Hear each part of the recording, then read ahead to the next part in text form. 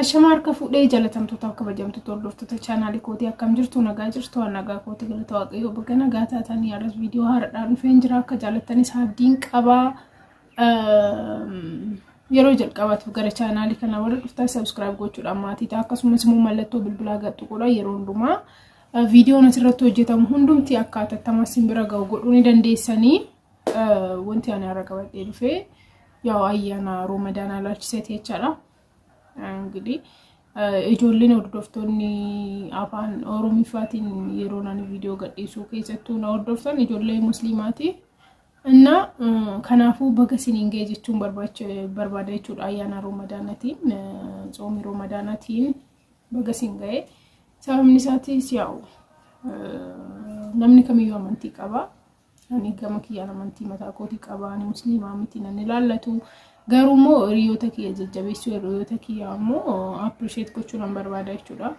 namni waan feetis mamanii mirga isaati garuu nuti waanuma nurraa eeggamu hojjenna jechuudha waanuma nurraa eeggamu goona yeroo hundumaa jechuudha namaaf immoo amantii isaanii hordofuuniif amantii isaanii kabajuun dirqama jechuudha እና baga geessanii ayyaana gaarii akkasiin ta'u abdiin qaba yaa ijoolleen keessattuu biyya Arabaatti argamtan shamarran ጾሚ kana jabaatanii ayyaana Ramadaanaa kana akka darbisiistan abdiin qaba sababni isaatis yaa ulfaata hin beektan hundi keessan warra musliima taatanis warra kiristaana taatanis biyya Arabaatti kan dabarsitan jechuudha baay'ee ulfaata hojiin hin ulfaata jechuudha baay'ee hin beektan hundi keessan hojii Ramadaanaa yeroo xiqqoondoo waggaa darbe kanaaf waggaa lamaan darbe wayya malee isanii achitti ayyaanni duraan darbe baay'ee ulfaataadha jechuudha ambaranaatti immoo akka bara darbeetti akkasiin salphatu abdiin qaba yaa illee bara darbe kana Ramadaana kana achitti tan dabarse jechaadha inna wanti ulfaatu wanti maayidha hojiidha jechuudha hojiin baay'ee ulfaata yaa hin beektan hundumti keessanuu baay'een isaanii galgala halkan kaa'anii nyaatu waan guyyaa guutuu xoomaa oolaniif jechuudha kanaafuu yaa shamarran biyya Arabaa jiran irratti immoo hojiin hin baay'ata jechuudha Saudi Arabiyaa Dubai keessatti kan argaman Beirut bichaadha kan musliimni hin jirre malee biyya Arabaa garaagaraa keessatti Ramadaanni akka ayyaana guddaadha ayyaana beekamaadha biyya Itoophiyaa keessatti jechuudha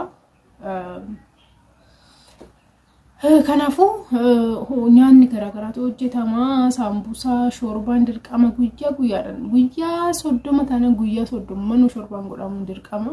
hundumti keessan ni beektoota yaada yaa'u shorbaa garaagaraa immoo YouTube irraa ilaala akka madaamii teessan gammachiistan abdiin qaba shamarran biyya Arabaa jirtan jechuudha ani shorbaa garaagaraa hojjedheen jira yeroo bara darbe jechuudha shorbaa garaagaraa baay'ee nu biratti maatii baay'ee hin qabnu akkasumas immoo maqaan isaa antini maatii baay'ee hin qabnu maalisiin jechuu barbaada saambusaan illee agas hedduun hin godhamu jechuudha nu bira zayitii antini maal maqaan isaa nyaatan baay'isan maatiin ani bira ture እና yoo keessummaan dhufe malee akkasuma maatii mana yeroo hundumaa mana keessatti nyaata fayyadamaniif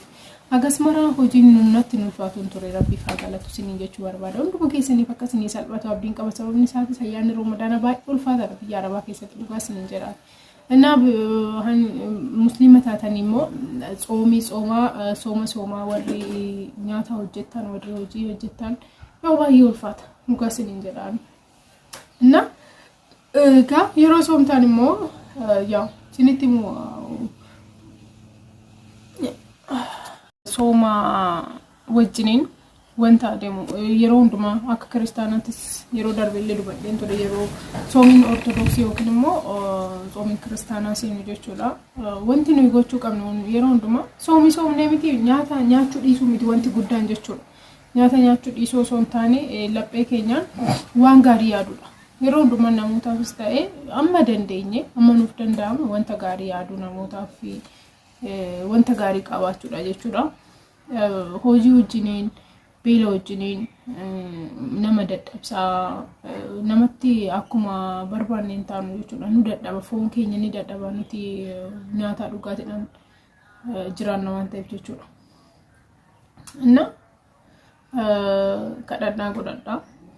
Uma wanta isinitti himuun qabdu hin qabu ijoolleen musliimaa baay'een keessanii beektu waan ta'eef jechuudha kadhannaa godhattanii yaa soomii kan akka nagayaan dabarsitan abdiin qabna akkasumas immoo wanta badaa ta'e jechuudha amala keenya keessatti fakkeenyaaf akka kiristaanaa fi yeroo baay'ee TikTok irratti ijoollee musliimaa baay'ee tokko sin jaaladha manaaman jedhe viidiyoo hojjennaan baay'een keessan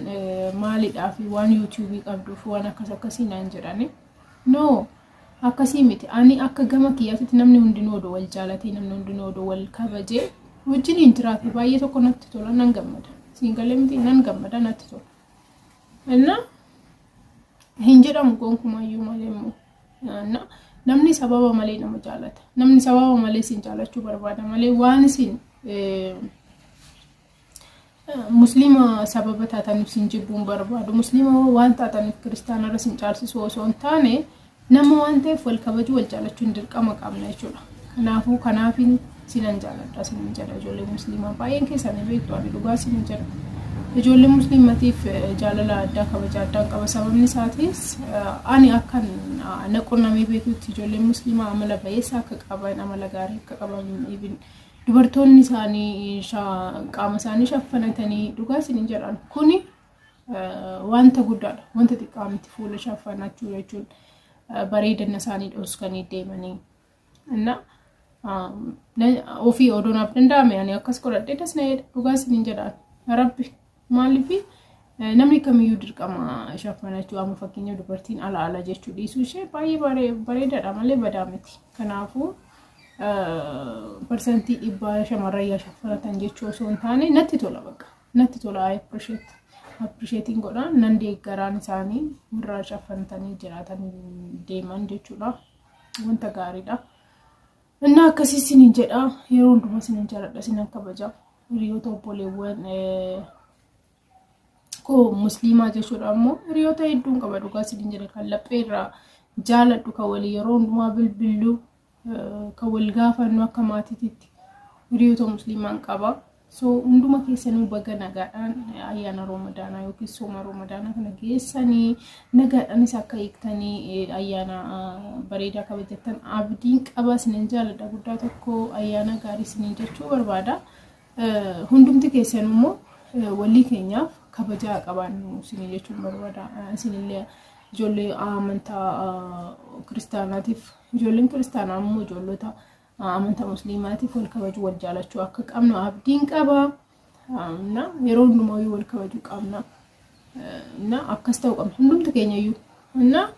baga sinin ga'eedhaan ijoolleen kiristaanaa amma sin danda'ame warra musliimatiin jechuudha sin jaalanna sin kabajanna nagaannaaf jiraadha yeroo jalqabaatiif gara chaanaalii kanaa kan dhuftan subscribe gochuudhaan maatii akkasumas mallattoo bilbilaa gadhuudha yeroo hundumaa viidiyoo na tattaman akkasin bira ga'u godhuu ni dandeessu turtii gaarii sinan jaaladha ciao መልካም በዓል አያና